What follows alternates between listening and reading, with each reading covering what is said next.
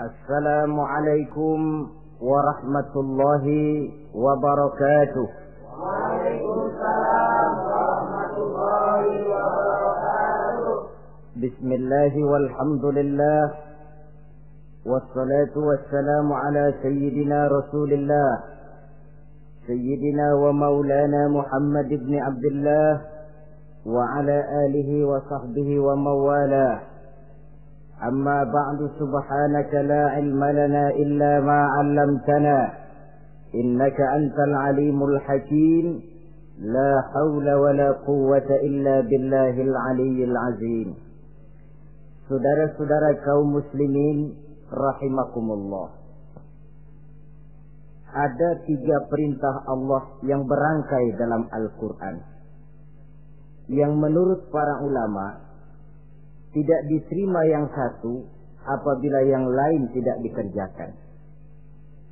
Di antaranya ayat aqimus shalah wa atuz zakah. Yang kedua ati'ullaha wa ati'ur rasulah. Dan yang ketiga ayat anishkurli wali walidayka. Perintah ini merupakan perintah yang berangkai. Aqimus shalah wa atuz zakah. Dirikan salat dan bayar zakat. Artinya tidak diterima salatnya orang yang tidak membayar zakat, dan tidak diterima zakatnya orang yang tidak mendirikan salat.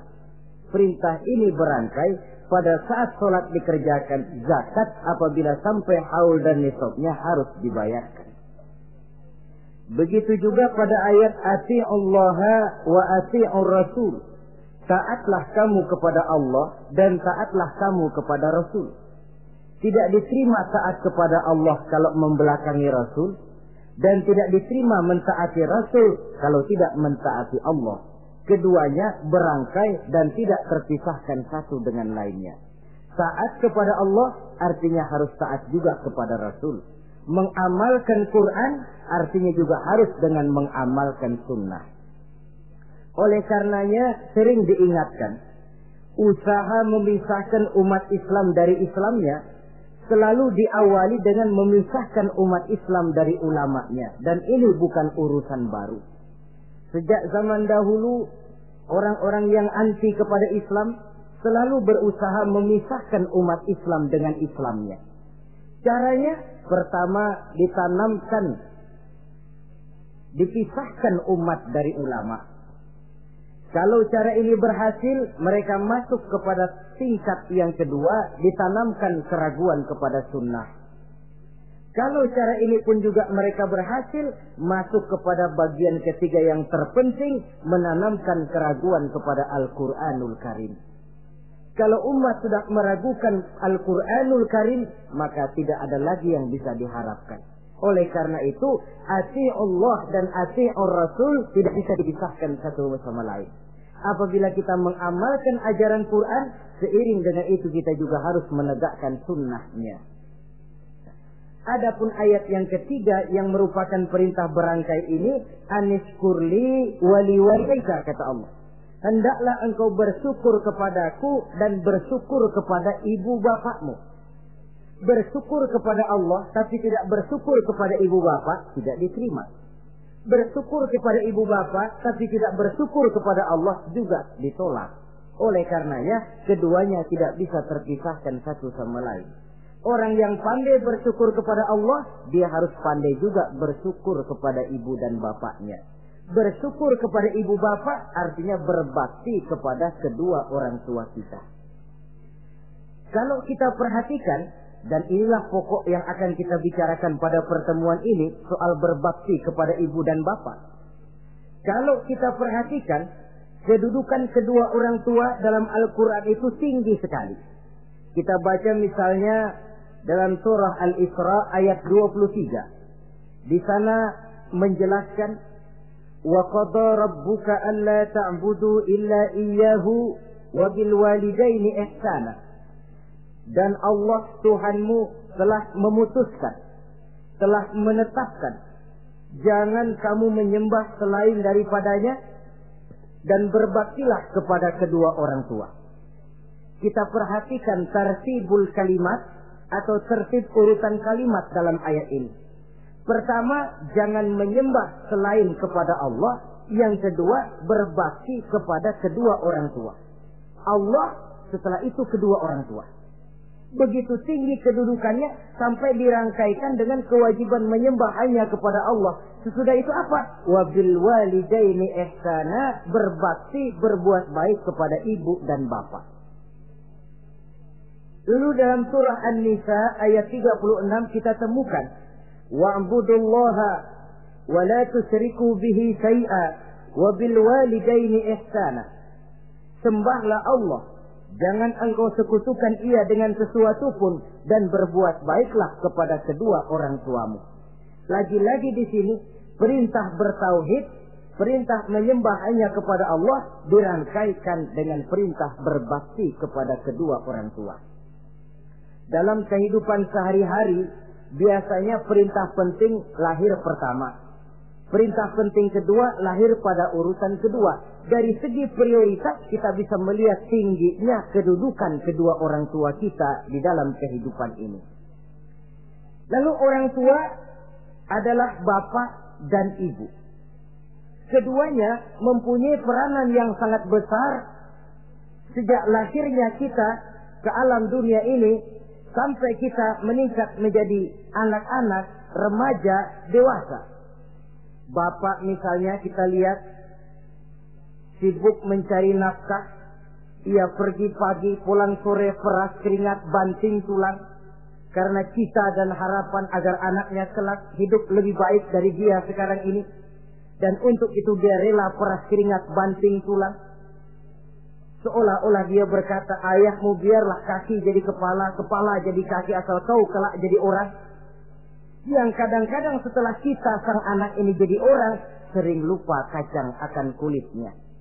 Sehingga boleh jadi orang lalu berkata, kalau orang tua kaya, anak jadi raja. Kalau anak yang kaya, orang tua sering jadi budak. Orang tua kaya, anak jadi raja. Apa yang dia mau jadi kenyataan. Tapi kalau anak yang kaya, kadang-kadang orang tuanya yang jadi budaknya. Lalu di samping sibuk mencari nafkah, bapak juga memberikan perlindungan dalam kehidupan ini. Menjadi simbol wibawa yang pada satu saat kita akan merasakannya kalau dia sudah tidak ada. Begitu barangkali kecenderungan orang. Seperti kata Imam Al-Ghazali, kamu baru merasa pentingnya suatu nikmat kalau dia sudah hilang dari diri kamu. Kita baru terasa pentingnya sehat kalau lagi sakit. Baru tahu pentingnya gigi kalau lagi sakit gigi. Baru tahu pentingnya telinga kalau lagi budak. Tetapi pada saat normal, kita menganggap itu sesuatu yang biasa. Bukankah keberadaan seorang bapak dalam hidup ini, di samping dia pelindung, juga menjadi simbol wibawa dalam kehidupan di masyarakat. Orang sering berkata, gue bukan takut sama lo, gue segan sama orang tua lo. Masih ada yang disegani, masih ada yang dihormati. Pantas saja kalau kita ambil dari sejarah, ketika baginda Rasul ditinggal wafat oleh Khadijah, oleh pamannya Abu Thalib, gangguan kafir Quraisy makin meningkat. Kenapa? Kemarin-marin mereka mau menghadang Nabi, mau menghantam Nabi, masih mandang Khadijah binti Khuwailid, seorang bekas janda bangsawan. Mereka masih memandang Abu Thalib, orang tua yang disegani. Sekarang dua-duanya sudah tidak ada, apalagi yang mau disegani, hantam saja sudah Muhammad. Itu pun dirasakan oleh pribadi Nabi kita. Saudara-saudara kaum muslimin, apalagi yang namanya ibu, dia lebih banyak menangani kita. Pantas kalau Rasul satu saat ditanya orang, ya Rasul, siapa sih yang paling harus saya taati di dunia ini? Ibumu. Lalu siapa lagi ya Rasul? Ibumu. Kemudian setelah itu siapa ya Rasul? Ibumu. Sesudah itu siapa ya Rasul? Bapakmu. Ibu, baru bapak. 3 berbanding 1. Kenapa harus begitu? Kita lihat. Pertama yang namanya ibu, sejak proses kehamilannya sudah istilah Quran hamalathu wahnan ala wahnin. dia mengandung kita dalam keberatan yang bertumpuk di atas keberatan. Berat kuadrat. Bahkan sebelum itu, sejak ngidam anaknya, ibu kita itu sudah kita siksa. Yang kepengen dimakan, yang bukan-bukan. Muntah, nggak karu-karuan. Keinginan yang tidak musim. Sampai ketika terjadi proses kehamilan. Dari hari ke hari hamilnya makin lama, makin berat, makin lama, makin besar. Kemana-mana dibawa. Belum pernah ditaruh. Ini berat mau ke pasar, taruh dulu sebentar. Tidak. Itu ya saudara, orang hamil itu ya, saya sendiri alhamdulillah belum pernah hamil. Tapi kalau kira-kira 2 kilo, itu ada itu. Umpama pengen ngerasain, cari kelapa yang beratnya kira-kira 2 kilo, jantung di perut kemana-mana bawa. Apa enak kayak begitu itu? Kehamilannya makin lama makin besar, makin lama makin besar. Tidurnya pun sudah serba sulit dan serba salah. Sampai dia kepada saat kelahirannya, saat melahirkannya, berhadapan dengan 2 pilihan. Kalau tidak hidup, mati. Dan seorang suami tidak pernah menghadapi saat-saat kritis macam gitu. Paling-paling waktu istrinya melahirkan, dia cuma nungguin di depan pintu. Bingung, gelisah, tapi masih sempat ngerokok. Si istri sudah pasrah berhadapan dengan kalau tidak hidup, mati. Saudara hadirin yang saya hormati, dalam pilihan itu dia lahirkan anaknya ke alam ini. Dan maha adil Allah. Andai kata pun seorang perempuan kalah dalam perjuangan ketika melahirkan anaknya, dia meninggal, dia mendapat pahala seperti orang yang mati syahid. Sebab orang mati syahid itu ada 3 macam. Ada syahid dunia akhirat. Ini orang yang pergi perang membela agama, niatnya karena Allah, dia gugur di medan perang, syahid dunia akhirat. Tidak usah dimandikan, dikafankan, disolatkan, dikubur dengan pakaian yang dia pakai, yang berlumur darah itu. Yang kedua, ada orang mendapat syahid akhirat. Artinya, mendapat pahala seperti pahalanya orang yang mati syahid. Tetapi jenazahnya tetap wajib diurus seperti biasa. Dimandikan, dikafankan, disolatkan. Hanya pahalanya seperti pahala orang mati syahid. Siapa mereka? Al-Gharik. Orang yang mati tenggelam, kelelep di kali, itu mati syahid, syahid akhirat. Apalagi sahibul hadmi, orang yang tertimpa benda keras secara mendadak, mati syahid, syahid akhirat. Di dunianya tetap wajib diurus seperti biasa. Saudara lagi jalan enak-enak ketiban batu 2 ton. Mati, mendapat pahala syahid, syahid akhirat. Tapi jangan diniatin. Kalau diniatin, saya mah pilih selep aja dah. Lalu nyebur ke kali, mati, syahid. Tidak. Konyol malah itu, bunuh diri namanya. Nah, di antaranya yang mati syahid itu perempuan yang meninggal pada saat melahirkan anaknya. Tapi masalah kita dalam pilihan antara hidup dan mati, dia lahirkan anaknya ke alam ini. Lalu proses mengasuh dan membesarkan lebih banyak sang ibu ketimbang sang bapak. Tengah malam, bapaknya sudah asik tidur lelap. Si ibu masih saja berkutat dengan anak bayinya. Dibungkusnya pakaian, si anak pun pipis digantinya itu. Setelah itu dijaganya juga dari gigitan nyamuk. Sehingga pepatah bilang kasih ibu sepanjang jalan, kasih anak sepanjang galah. Ini berarti bahwa bagaimanapun upaya hendak menebus jasa daripada ibu, memang sulit untuk tersebut. Oleh karenanya saudara-saudara, pantas saja kalau Nabi sampai 3 kali ibumu, ibumu, ibumu, setelah itu bapakmu.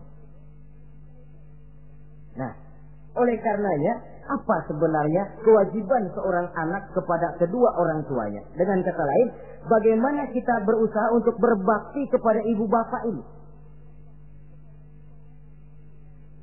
Di dalam kitab Tanbihul Ghafilin ada dijelaskan, lil walidi 'alal waladi asharatu huquqin. Orang tua mempunyai 10 hak terhadap anaknya. Dengan kata lain, kewajiban anak kepada orang tuanya ada 10. Pertama, at-ta'am in ihtaja. Memberikan kedua orang tua makan kalau dia keduanya memerlukan makanan. Malah yang lebih ideal dia usahakan agar makanan yang diberikan kepada kedua orang tuanya lebih baik dari yang dia makan sendiri. Kita kadang-kadang beli juga kue, buahan, tapi kita sortir dulu. Di rambutan yang kontes-kontes kasih babak sono. Saudara hadirin yang saya hormati, suatu saat Nabi Musa pernah memohon kepada malaikat Jibril, "Ya Jibril, tolong tunjuki siapa kira-kira teman saya di surga nanti." Lalu Jibril mohon kepada Allah, Allah memberitahu Jibril kasih tahu Musa, temannya di surga nanti tukang daging di pasar, jualannya di pojok anu, parasnya begini-begini, semin. Nabi Musa ingin tahu apa keistimewaan tukang daging ini, kok akan jadi teman saya di surga nanti. Dia samperin, "Assalamualaikum." "Waalaikumsalam." Lalu kenalan. Setelah datang waktu pulang, Nabi Musa ikut ke rumah tukang daging ini. Diambil daging, sampai di rumahnya, itu daging dia rebus.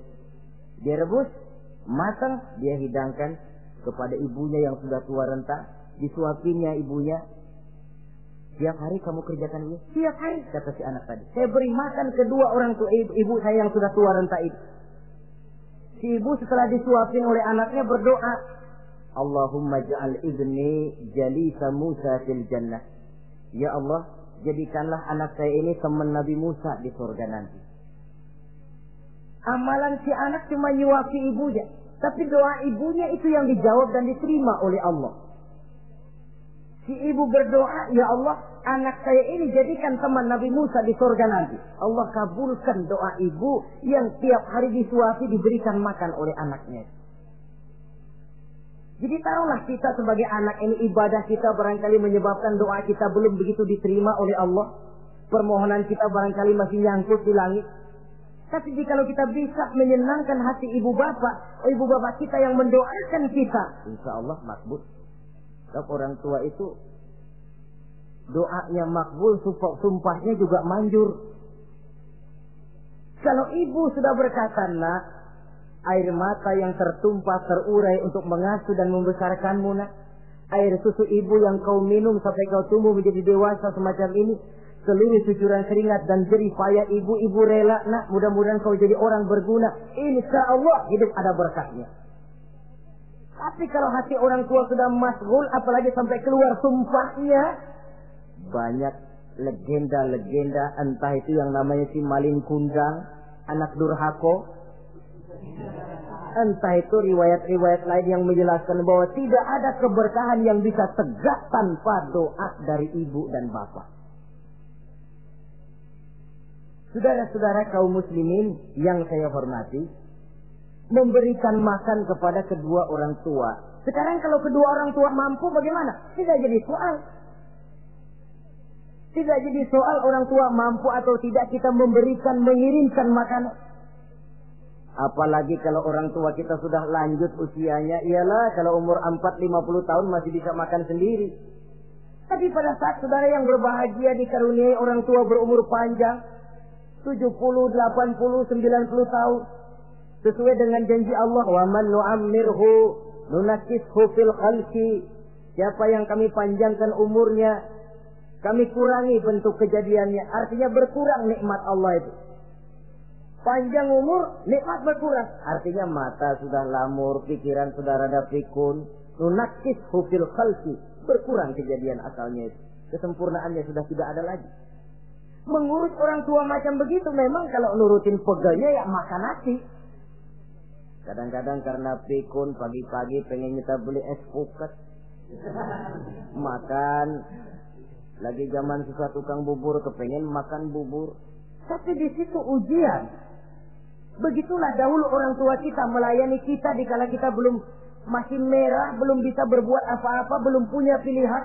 Tapi mereka sabar, mereka ikhlas. Tidak sabarkah kita? Tidak ikhlaskah kita di hari tua mereka? Kita mengasuh dan melayani mereka. Kadang-kadang karena rewel, anak ketelepasan omong. Udah tua, rewel aja. Hancur hatinya. Dalam keadaan tidak berdaya, mendapat kata yang tidak enak lagi dari anak-anaknya. Saudara hadirin yang saya hormati, jadi soal orang tua mampu atau tidak memberi makan, itu bukan soal, tapi kewajiban anak memberikan makan kepada kedua orang tuanya. Ini kewajiban yang pertama. Kewajiban yang kedua, al-khidmatu in ihtaja. Al-khidmah artinya berbakti kepada ibu dan bapak. Satu hari ketika kumpul dengan para sahabat, Nabi pernah berpesan kepada Sayyidina Umar bin Khattab radhiyallahu anhu. Umar, saya ya Rasul. Nanti kalau kamu sempat datang ke kota Madinah, Umar, cari anak muda yang bernama Uwais Al-Qarni dan kau minta didoakan olehnya. Sayyidina Umar heran. Ini yang menyuruh Rasul. Padahal Rasul doanya mustajab. Dan lagian masih banyak orang-orang tua. Kenapa kalau datang ke Madinah suruh cari anak muda namanya Uwais Qarni dan minta didoakan olehnya? Apa keistimewaan Uwais Al-Qarni ini? Jadi ini pun juga alasan kata Nabi, aksiru minan nas bidu'ail khair fa innaka la tadri min ayyi fahin yuqbal. Banyak-banyaklah kamu minta doa kebaikan dari orang lain, sebab kamu tidak tahu dari mulut yang mana doa diterima Allah. Menurut kita barangkali orangnya kere, nggak ada potongan, tapi kalau doanya diterima Allah, siapa yang sanggup menghalangi? Ada orang bilang, enakan doa sendiri langsung mantap, tidak jelek. Tapi minta didoakan orang lain pun tidak salah. Saudara-saudara yang saya hormati, kadang-kadang tukang minta-minta pengemis datang ke rumah. Kita kasih 100 rupiah, lalu keluar doanya kan, mudah-mudahan rezekinya bapak lancar dan segala macam. Ada orang yang nggak sabar, dia bilang, Allah kenapa saya kamu doain dirimu sendiri aja dah, supaya besok jangan jadi pengemis lagi. Secara logika mungkin, secara logika. Tapi agama bukan cuma logika. Siapa tahu dan siapa yang bisa menghalangi kalau doa dari mulut tukang pengemis itu yang diterima Allah? Tidak seorang pun yang tahu. Nah, Sayyidina Umar heran, apa sih keistimewaan Uwais Al-Qarni ini? Ketika beliau ke Madinah diselidiki, apa keistimewaan si Uwais ini? Masih muda, tapi saya oleh Nabi disuruh temuin dan minta didoakan olehnya. Nah, jadi dalam pandangan Allah itu ya nggak ngurus tuanya. Yang afdal itu yang tua dan banyak ibadahnya, dekat dengan Allah. Tapi kalau tuanya cuma kejemur, ya mending-mending yang muda dan banyak ibadahnya. Uwais Al-Qarni ini contoh. Apa ibadah Uwais Al-Qarni? Ternyata dia seorang anak yang sangat berbakti kepada ibunya. Ayahnya sudah meninggal. Dia pernah menggendong ibunya dari Madinah ke Mekah cuma untuk bikin haji dan untuk bertemu dengan Rasul. Sayang, tidak sempat bertemu dengan Rasul.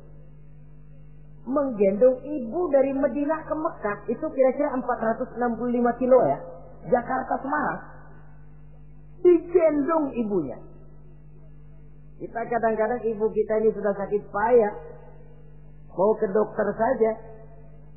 Masih manggil orang, tolongin gotongin mak gono. Masih minta tolongin. Berat kita. Uwais Al-Qarni menggendong ibunya cuma untuk menunaikan ibadah haji dan bertemu dengan Rasul. Rupanya karomahnya itu muncul karena dia merupakan anak yang sangat bakti kepada ibunya. Jadi Allah memberikan karomah itu ya, ada yang karena orang rajin tahajud, ada yang karena tangannya pemurah, dermawan, ada yang karena sangat berbakti kepada kedua orang tuanya, ada yang karena rajin baca Quran, ada yang karena rajin melaksanakan puasa sunnah. Timbul karomahnya, keistimewaan yang diberikan Allah kepadanya. Jadi bakti kepada ibu dan bapak mendatangkan karomah, keistimewaan yang diberikan Allah kepada kita. Kayak Uwais Al-Qarni ini. Kalau dilihat dari segi ibadah, dia masih muda. Tentu lebih banyak ibadahnya macam Umar bin Khattab. Tapi karena baktinya kepada ibunya, sampai Nabi pesan Sayyidina Umar, kalau kau sempat ke Madinah, cari anak muda bernama Uwais Al-Qarni, minta didoakan olehnya. Artinya doanya dikabul oleh Allah Subhanahu wa ta'ala. Saudara-saudara kaum muslimin yang berbahagia. Kewajiban yang ketiga, al-ijabatu in da'a. Menjawab, memenuhi panggilan orang tua apabila keduanya memanggilmu. Menjawab panggilan kedua orang tua. Dan cara menjawab ini pun Al-Quran memberikan tuntunan etiknya. Wala taqul lahuma uffin. Jangan kepada kedua orang tuamu ngomong uff. Uff, hus, oi. Itu dianggap kurang etis. Saudara hadirin yang saya muliakan, menjawab panggilan orang tua merupakan kewajiban anak dan merupakan hak dari orang tuanya. Dia berhak untuk dijawab panggilannya dan anak berkewajiban untuk menjawab panggilan orang tuanya. Mari kita ikuti satu riwayat bahwa ada seorang anak muda yang soleh, tekun melaksanakan ibadah, namanya Jurayj. Satu hari Jurayj ini sedang sholat sunnah. Ketika dia sedang sholat itu, ibunya manggil, Jurayj, kan?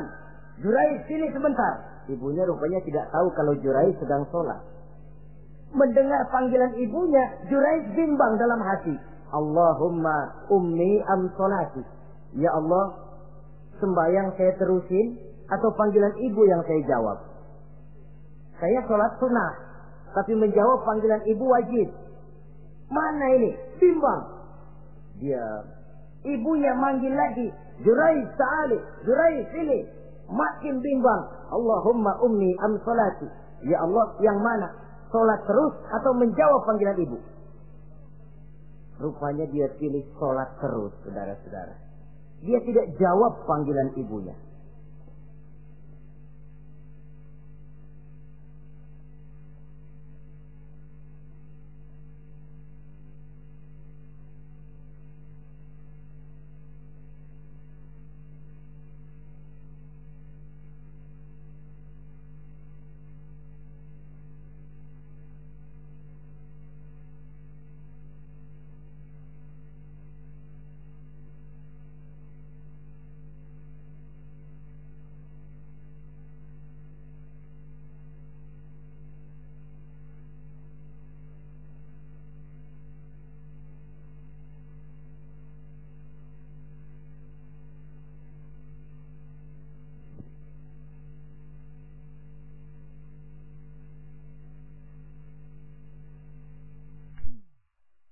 Karena panggilannya tidak dijawab ini, mangkel rupanya hati sang ibu.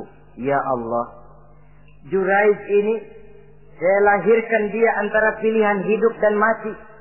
Saya asuh dan saya besarkan dia. Cuma saya panggil tidak mau menjawab, sakit hati saya.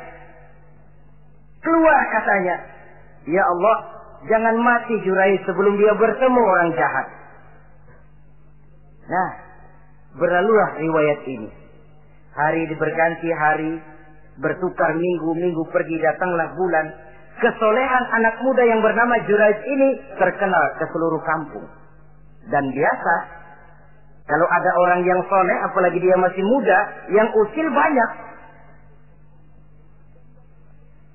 Dan yang usil ini selalu berusaha mencari jalan bagaimana menghancurkan Jurayj ini. Saudara hadirin yang saya hormati, akhirnya mereka begini aja. Jurayj kan masih muda, kita goda pakai harta. Ah, tidak mungkin. Jurayj itu bukan orang yang mata duitan, dia tidak akan luluh oleh harta. Kita tawarkan kedudukan, juga tidak bisa. Begini saja. Dia kan masih muda tuh. Iya. Umpanin perempuan aja dah. Kirim cewek yang agak kece.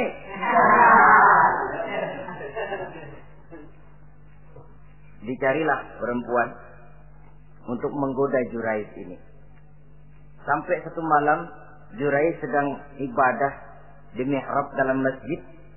Masuk perempuan ini dengan langkah gemulai, dengan suara merdu mendayu-dayu, mencoba merayu, membujuk, memperdaya, mempesona Jurais. Tapi enggak kena. Sejak dari berpakaian lengkap si perempuan ini, sampai bahasa Arabnya uryanun thalik, tanpa kehelai benang pun lagi lekat di badannya.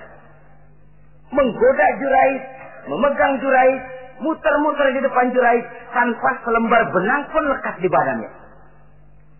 Jurais mantap. Si perempuan karena sudah kadang merasa dibayar lalu nggak berhasil kan malu. Akhirnya dia keluar dari masjid, dia pergi ke sebuah kampung, di sana dia berzina dengan seorang pengembala kambing.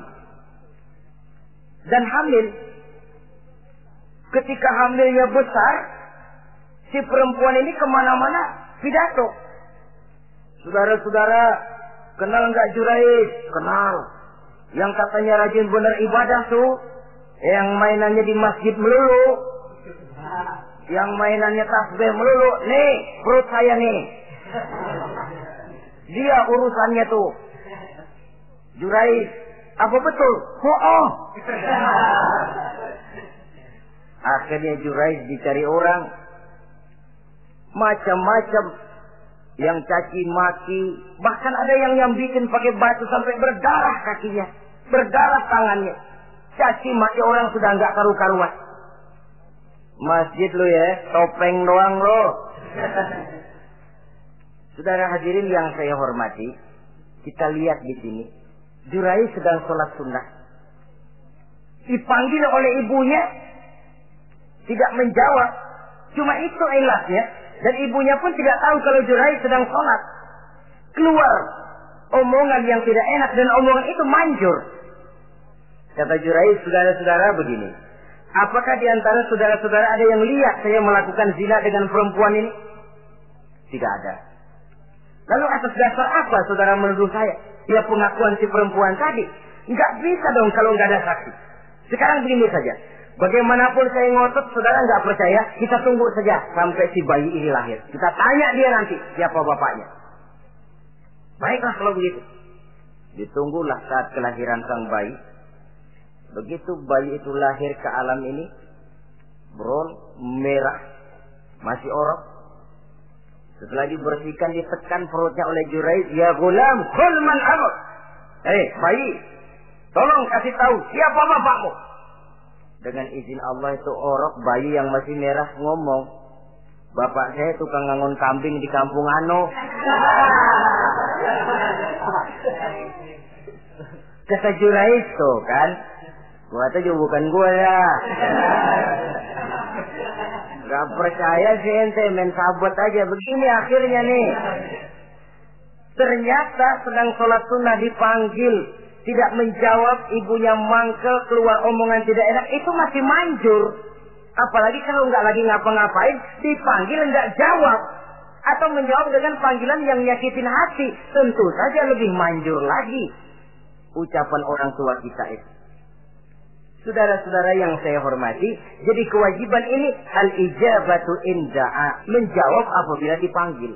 Teorinya mudah ini, prakteknya yang sulit. Pada suatu saat kita sedang menghadapi urusan yang sangat penting, orang tua manggil.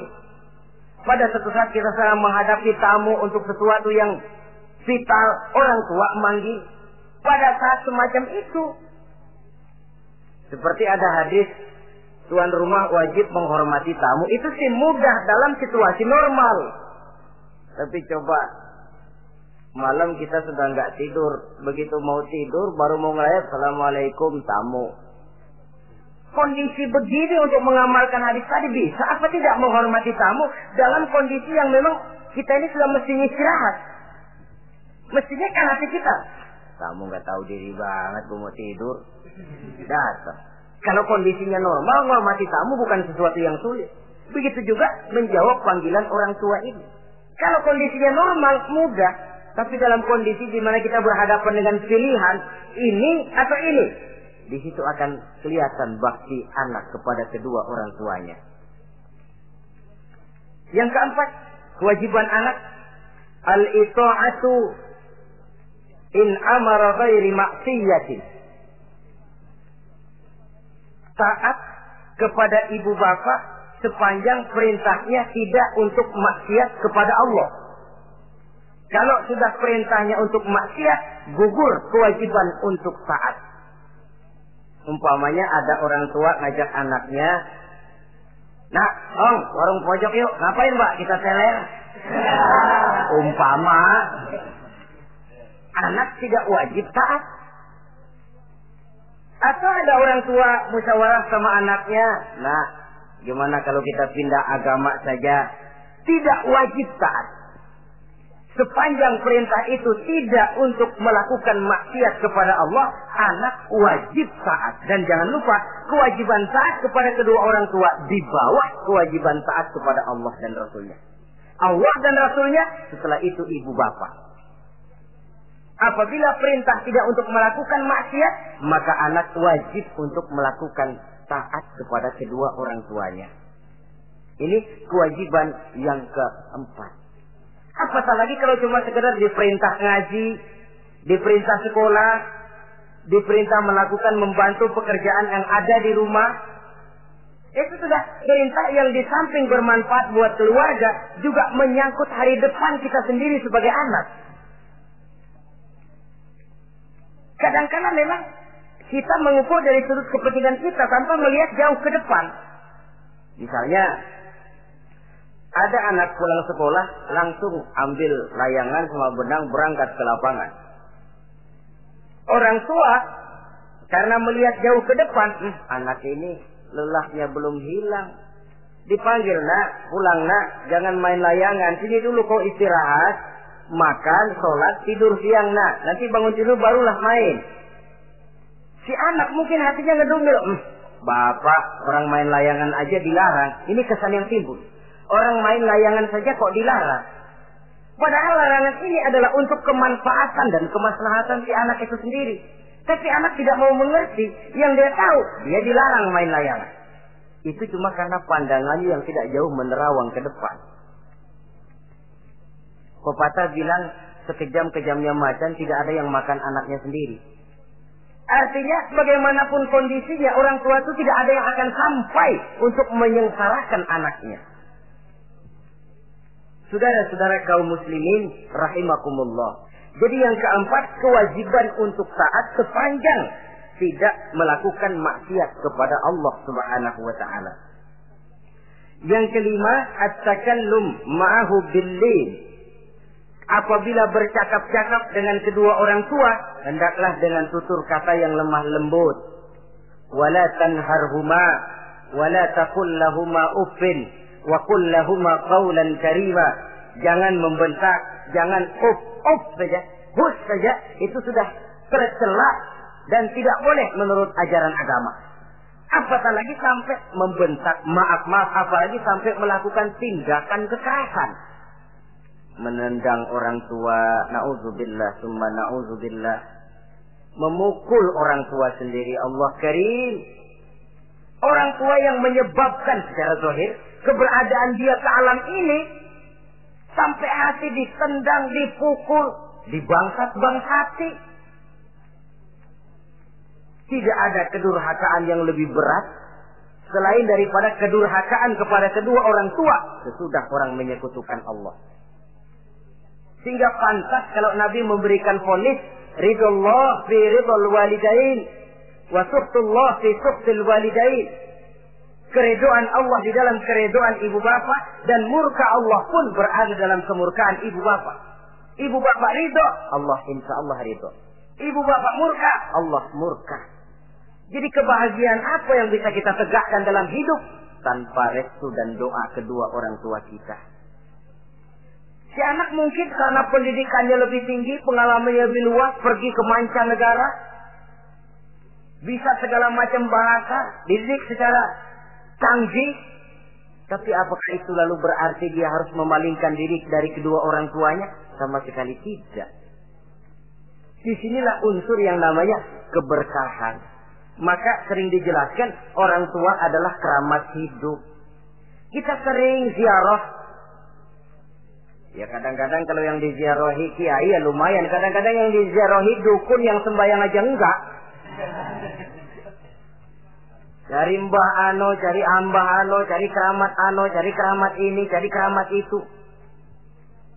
Dan jangan lupa di beberapa daerah yang namanya kiai itu ya, yang disebut kiai, bukan cuma orang yang ngerti agama.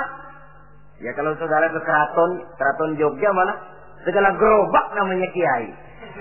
Iya toh, kereta kencana itu. Degung namanya kiai.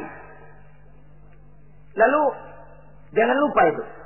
Misi Zending pertama namanya juga Kiai Sadrak itu. Kiai, tapi misi Zending. Kalau di sana itu kiai itu panggilan untuk yang dipertua. Kita ziarah cari keramat Mbah Buyut, Mbah Sapu Jagat, Mbah Brojo, macam-macam Mbah. Tapi kita lupa di rumah kita ada keramat hidup. Siapa itu? Ibu bapak kita. Sebelum jauh-jauhlah berziarah ke tempat-tempat yang lain, di rumahku ada keramat yang hidup. Ibu dan bapak kita sendiri. Keramat hidup. Dengan doanya, hidup jadi berkah. Tapi kalau kita sakiti hatinya, hidup ini lalu jadi sempit, jalan bagai tertutup. Maka berbahagialah seorang anak apabila dia sudah sanggup melakukan satu bakti yang bisa menyenangkan hati kedua orang tuanya.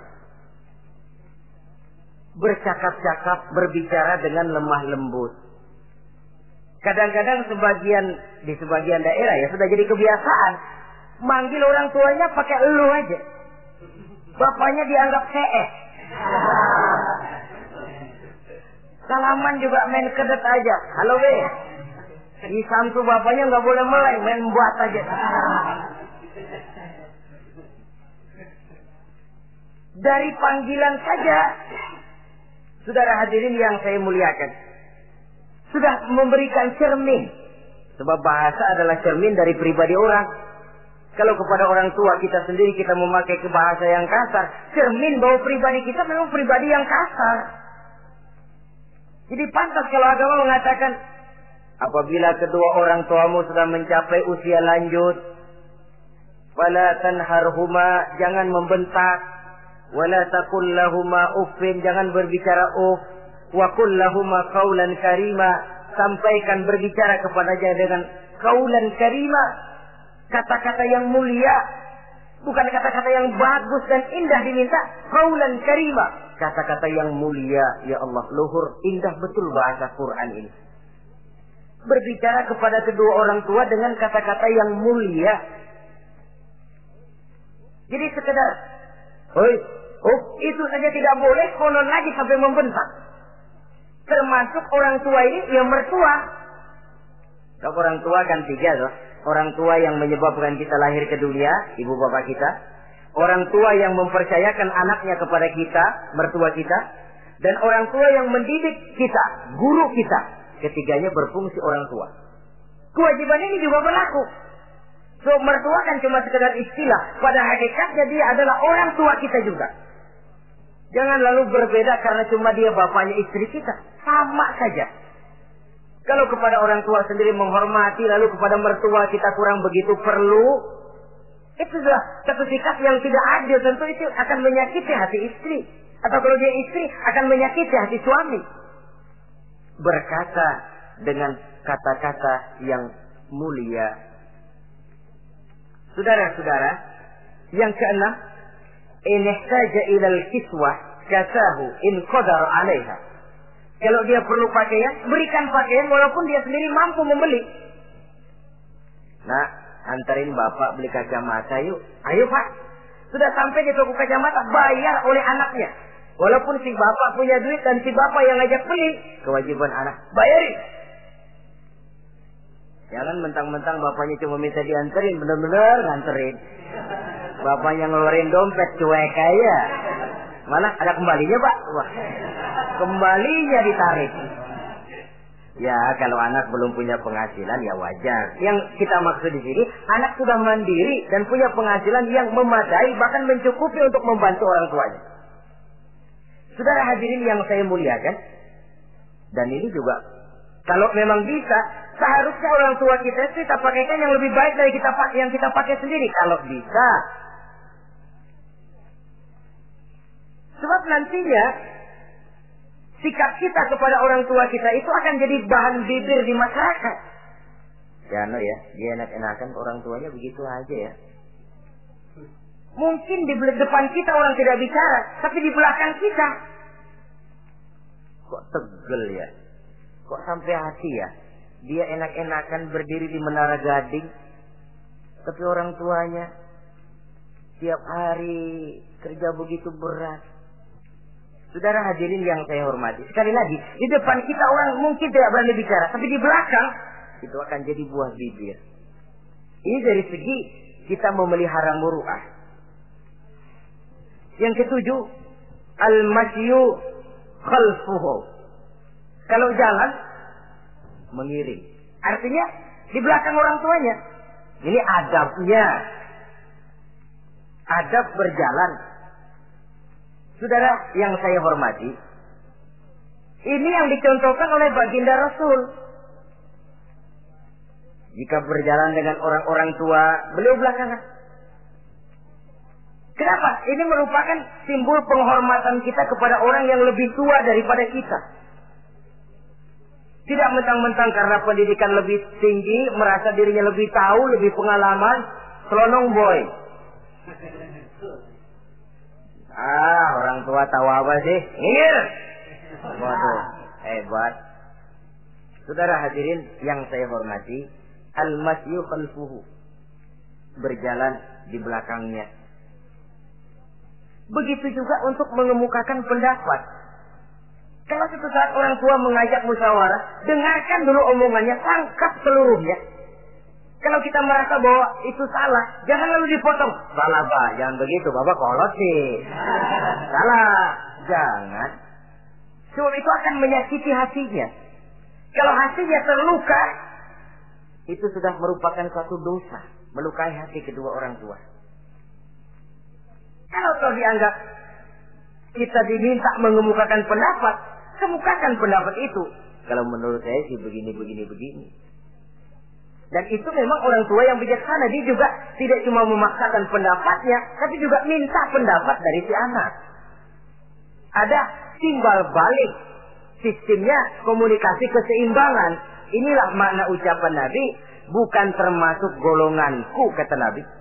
Orang tua yang tidak sayang kepada anak muda, dan orang muda yang tidak menghormati orang tua. Bukan golonganku.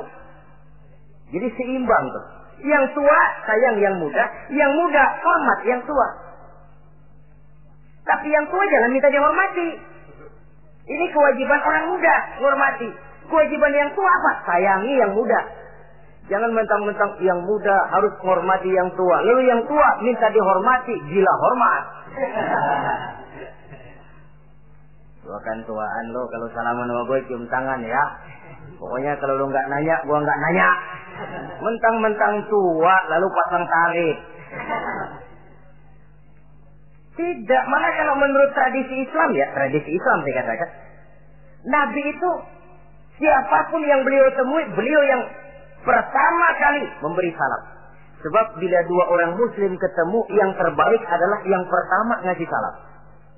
Si A, si B ketemu. Siapa yang paling baik di antara keduanya? Yang duluan ngucap salam. Jadi berebut ngucap salam. Kita zaman sekarang kadang-kadang kita sudah assalamualaikum, yang nyautin kayak sirawan. Mukanya pakai ditekuk. Kita sudah yang muda mau menghormati, yang tua malah gila hormat. Yang muda jangan cuma minta disayangi, tapi nggak sanggup menghormati yang tua. Sistem keseimbangan. Yang tua sayang yang muda hormat kepada yang tua. Kalau ini terwujud, nikmat kehidupan bermasyarakat ini. Kadang-kadang kan pincang, yang tua nggak sayang sama yang muda. Ada bakat-bakat terpendam yang mau maju dianggap saingan. Kalau yang begini maju rusak gua nih. Lalu diseken. Lalu yang muda pun karena merasa pendidikan lebih tinggi, pandangan lebih luas, nyelongcong jadinya. Kurang ajar sama yang tua. Timbul gap, timbul misunderstanding, salah pengertian. Kalau sudah begitu, kesatuan dan persatuan sulit diwujudkan. Maka usaha pun lalu tidak seperti yang seharusnya. Saudara-saudara yang saya hormati, yang ke-8 sekarang, kewajiban anak itu apa? Al-irda'u lahu bima radiya li nafsihi. Mencari keredoan dari orang tua tentang sesuatu yang dia ridho. Artinya, orang tua kita senang apa? Kita berusaha senang itu. Mengukur orang tua itu dengan diri. Ukurannya diri. Yang orang tua kita senang, kita berupaya senang. Orang tua kita senang ngaji, berusaha kita untuk senang hadir di majelis taklim. Orang tua kita senang baca Quran, kita juga berupaya senang baca Quran. Sebab yang paling membesarkan hati orang tua sesungguhnya tidak lain kalau dia melihat anaknya ini sesuai dengan yang dia harapkan. Oh, kalau sudah begitu orang tua itu cucuran keringatnya, peras keringat banting tulangnya, jibakunya, rasanya hilang capeknya. Kebahagiaan orang tua tidak cuma kalau anaknya jadi kaya lalu mengantarkan makan, minum, buahan, peralatan yang serba lengkap, tidak. Lebih dari sekedar itu orang tua berharap dia bisa menerima pensiunan pahala dari meninggalkan anak yang soleh. Alangkah indahnya jika orang tuanya nanti wafat meninggalkan alam ini, anak-anaknya mengurubungi di sekelilingnya, memimpin orang tuanya membacakan syahadat. Anak-anaknya juga yang memandikan, anak-anaknya yang menyolatkan, anak-anaknya yang menurunkan dia ke liang lahat, anaknya yang mendoakan. Alangkah nikmatnya orang tua macam itu. Tapi kan langka. Di samping karena memang orang tua kurang mengarahkan, anak pun kurang perhatian ke arah itu. Begitu bapaknya mati, ambil mana ambil, suruh mandiin. Akan lebih baik kalau anaknya yang mandi. Tangga panggil nyembayangi, anaknya malah nonton dari jauh, nggak ikut nyembayangin, mau kok tegel. Kenapa nggak ikut nyembayangin? Ya nggak bisa sembayangnya. Ya kalau macam Abu Nuwas dulu nggak bisa, masih ada akal. Ikut sembayang jenazah. Dia nggak tahu kalau sembayang jenazah itu cuma diri, nggak pakai ruku, nggak pakai sujud. Imam takbir dia takbir, begitu takbir kedua dia kira ruku dia. Habis takbir lagi sujud. Orang-orang gak ada yang sujud. Bingung. Selesai ditanya dia, Abu Nawas kenapa tadi pakai sujud? Dia bilang ini mayit dosanya kebanyakan.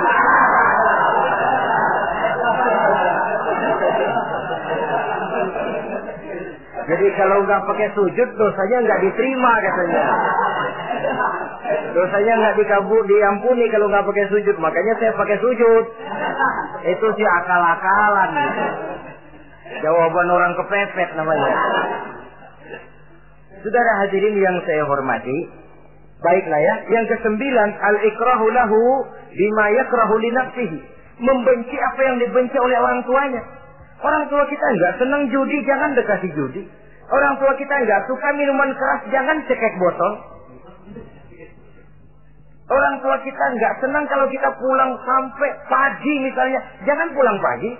Orang tua kita nggak senang kita hanyut dalam arus pergaulan bebas, batasi pergaulan untuk menjaga hatinya. Kalau kita senang, tapi di depan orang tua kan harus berusaha menjaga hati kedua orang tua kita. Ini tidak berarti bahwa di depan orang tua baik lalu di belakang orang tua merdeka. Kalau di depan orang tua mah kalem, begitu orang tua hilang merdeka. Lalu berbuat semau-maunya, tentu tidak. Lalu yang ke-10, ad-du'a lahu bil maghfirah kullama da'a li nafsihi. Mendoakan kedua orang tuanya tiap kali dia mendoakan dirinya. Ya, kewajiban anak tidak lupa tiap kali berdoa untuk dirinya, orang tuanya disertakan. Rabbighfirli wali walidayya, ampuni saya dan ampuni dosa ibu bapak saya. Pak, itu kalau orang tua masih hidup, ya. Sekarang kalau orang tua sudah meninggal, bagaimana berbaktinya? Gampang.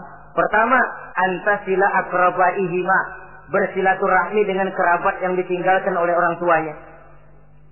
Jadi jangan setelah orang tua mati lalu kehabisan obor. Orang tuanya kita senang, anaknya kita benci, sama aja ngebenciin orang tuanya. Kan sering kejadian begitu.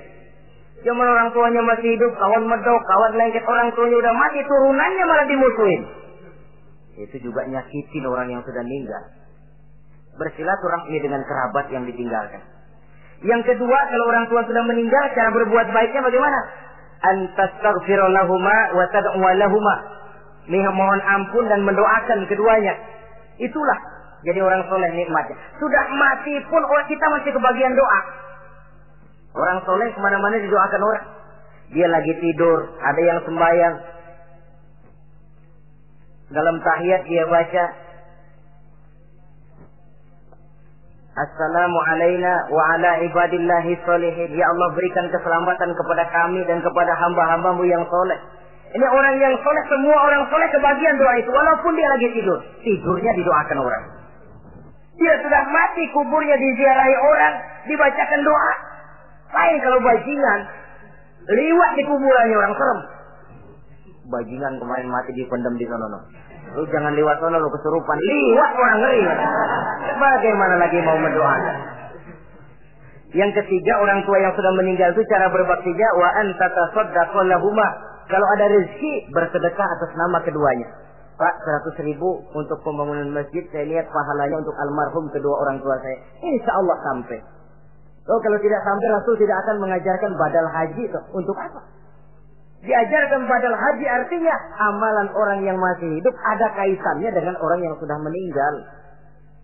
Bersedekah atas nama kedua orang tua. Saudara hadirin yang saya muliakan, mudah-mudahan Allah menjadikan kita anak yang bisa berbakti kepada kedua orang tua kita. Amin. Ini sajalah pertemuan kita yang singkat ini. Terima kasih atas segala perhatian dan mohon maaf atas segala kekurangan. Usikum wa nafsi bi taqwallah. Wassalamualaikum warahmatullahi wabarakatuh. Waalaikumsalam warahmatullahi wabarakatuh.